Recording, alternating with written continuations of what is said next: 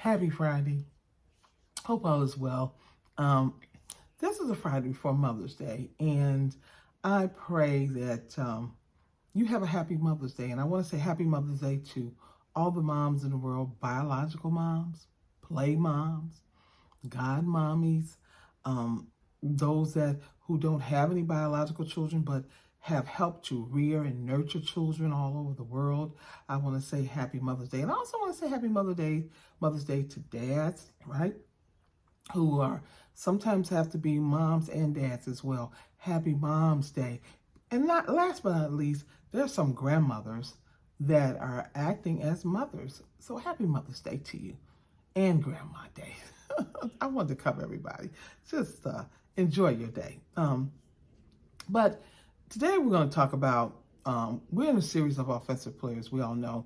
And it's been a couple of weeks, you all. Once again, I'm learning that I'm not on my timetable. I'm learning that I don't need to do everything at the time that I always prescribe, right? I am one of those people. I'm an executor, you all. I like to get things checked off my list and done. And people who are like that sometimes don't know how to take a breather and pause and say it's okay if I miss a date that I've imposed on myself or a deadline that I've imposed on myself.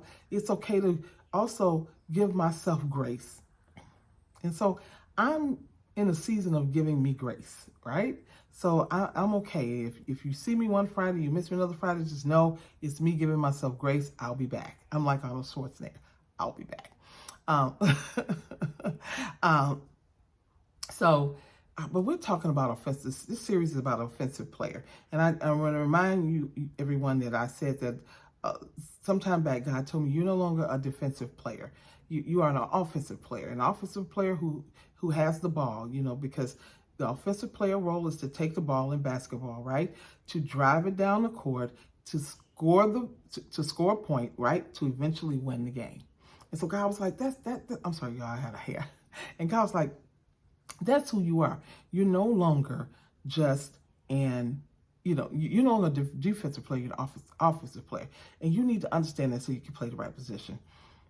So, but as I was continuing to meditate, I also got that understanding that if you are an offensive player in a sports, there is a defensive player.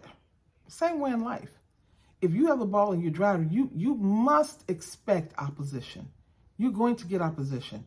Something, someone, some situation that's going to try to stop you or hinder you from going down the court to score the point to win the game. It is par for the course. The children of Israel, when they went to the promised land, there were giants in the land.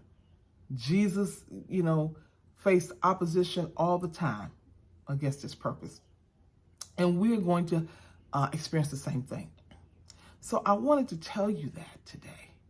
There will be someone, it could be your neighbor, it could be your friend, it could be your coworker, it could be your supervisor, it could be a company, it could be, a situation, it could be your partner. It doesn't matter. You're going to experience some opposition.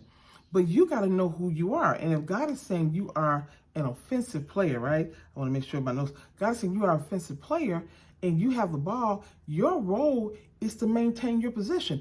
Drive that ball down the court, because even in basketball, right, there are rules and regulations to people who play the game. So there's certain things that the defensive player can't do, right? And one of them is illegal personal contact. If you have illegal personal contact, he's going to get a foul, which will give you the ball so you can continue to do what you need to do. Or you may get some free throws. However way, we're not going to get into the story of the basketball, but you understand what I'm trying to say here. And so the same way in life, there are rules to this thing. The enemy, we're going to talk about Satan now too, because Satan is an enemy who tries to stop us, right, from driving the ball down the court, scoring the point, and winning the game for God's team. He's going to come against you, and he's going to use some of the people that I've just talked about. You can't use a stranger because a stranger is not close enough to you to do that.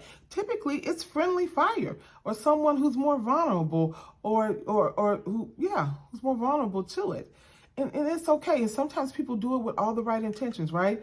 I'm not trying to harm you. This is what I really believe you should be doing. And you're like, but no, God told me to drive the ball down the court, and they're trying to stop you. And you're like, but I'm telling you, you got to stay focused. You got to keep your eye on the prize.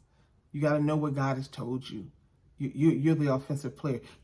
But I wanted to come to tell you that you're going to get opposition. People who play basketball, if they didn't drive the ball in the face of their opposition, they would never win the game. They decided that I'm not going to go down this court because I know the defensive players are all around here. They're going to try to stop me. The whole goal for the offensive player is to be creative and get down that court and get to that basket. He's doing everything, in his tool box of skills in the sport to get him down that court. You have to do everything too. What's in our toolbox to help get us down the court? Prayer, right? Knowing the word.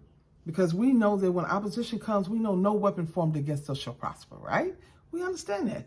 We know when opposition comes, we understand one of us can chase 1,000, two of us can chase 10,000, right? And when you know that, when you understand that you must expect opposition, you won't be shocked when it comes, because it's coming. I guarantee you it's coming. But your role is to what? Is to get around that opposition, to get to the basket, to score the point. But I want you to know that if God has called you to the game, like he told me, and he said, I'm an offensive player, and he's given me the ball, it means he's given me everything else I need to score the point, to win the game.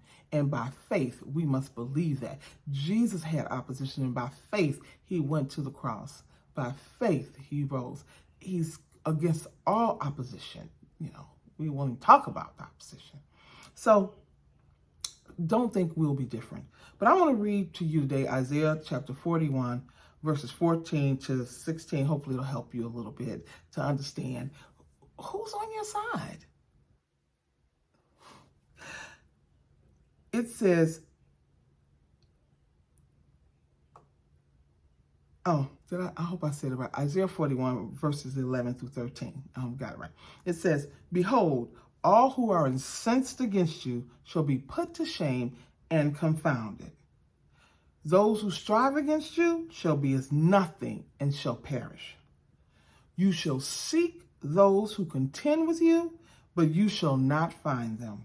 Those who war against you shall be as nothing at all.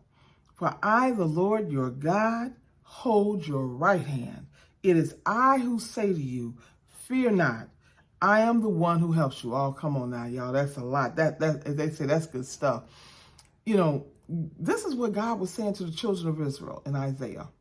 He said, those who are chosen. So if God is giving you the ball, that means he's chosen you to run that ball down the court in your life. And whatever that is, in your season of life, whatever God is saying you can do, or whatever in your life there is for you to do, take the ball and drive it. Because he says one thing, he says, behold, if they are incensed against you, or they are just so incensed and angry and determined to stop you, they will be put to shame and they will be confounded.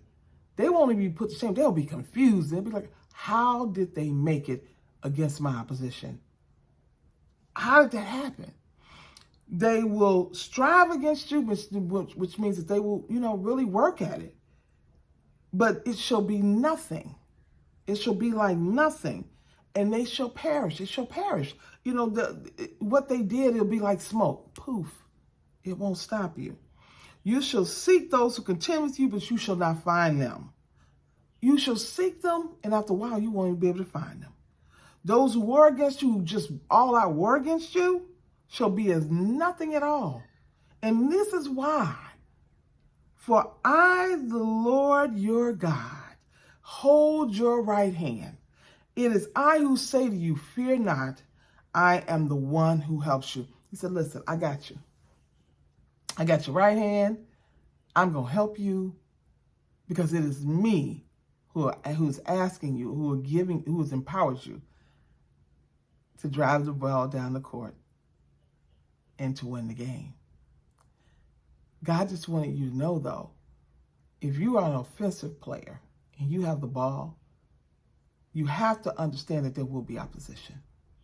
It's going to be opposition. And even when we talk about,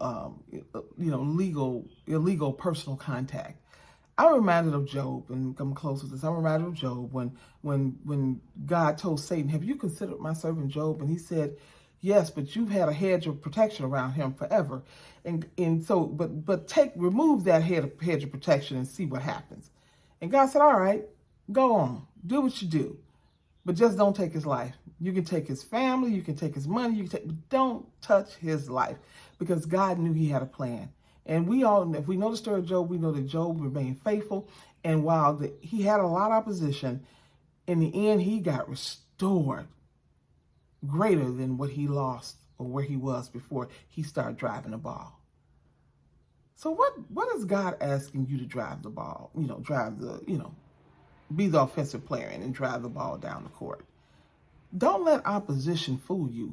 Don't let what people are saying to you get you to stop dribbling the ball. Stop it. Because God has already purposed in his heart for you to win. Much love, Keita.